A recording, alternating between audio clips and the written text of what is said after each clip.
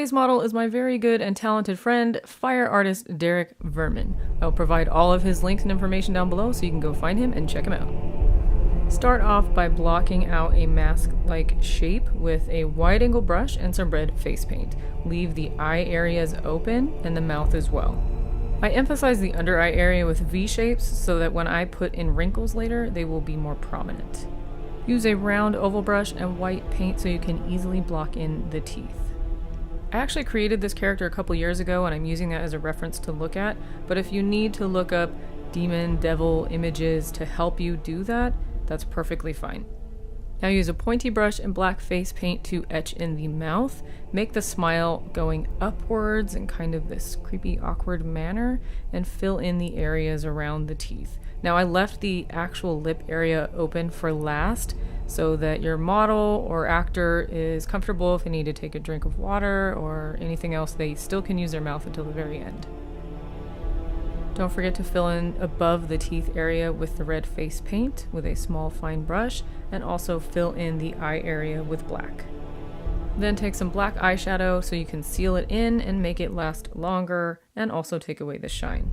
Don't forget to grab a black eyeliner pencil to get right up to the eyeline. Using a fine tip brush, etch in some furrowed eyebrows and forehead wrinkles.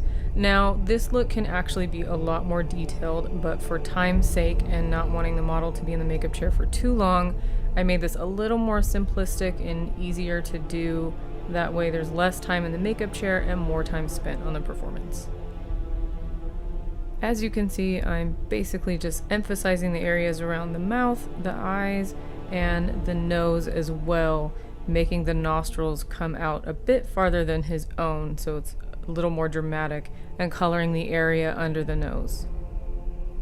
Take the same black eyeshadow and a small angled brush and go over the lines that you just did so that you can soften the edges and make it look a little bit nicer.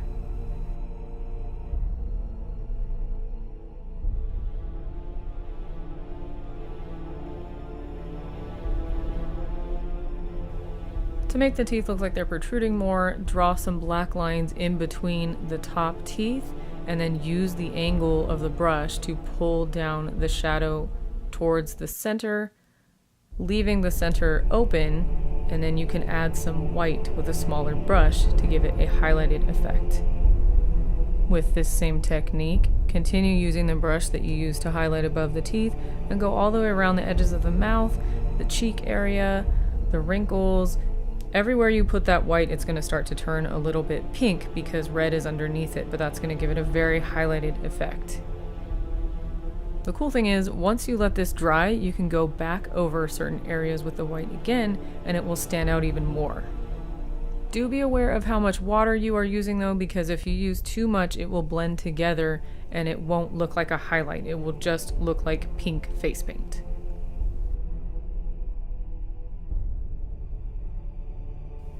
Now you want to take that wide angle brush and the black paint again and mark out the edges of the mask. Completely fill in with black all the way up to the hairline, the ears, and the neck area as well. You can go ahead and do this with a brush, and then I finished up with the sponge. Now you can finally fill in the rest of the lips and seal it in with the powder. Do not let them press their lips together before it dries, otherwise it will mess up all the teeth work. So this is why it was so important to highlight the eyebrows that we painted on, because once you paint over the actor's own, you need them to still be able to properly emote, which we see here. Alright, here is our final demon look. If you enjoyed this, please like and subscribe. You can find me at Bengal Queen on Instagram, Snapchat, and Twitter. Thank you so much for watching, and I will see you next time.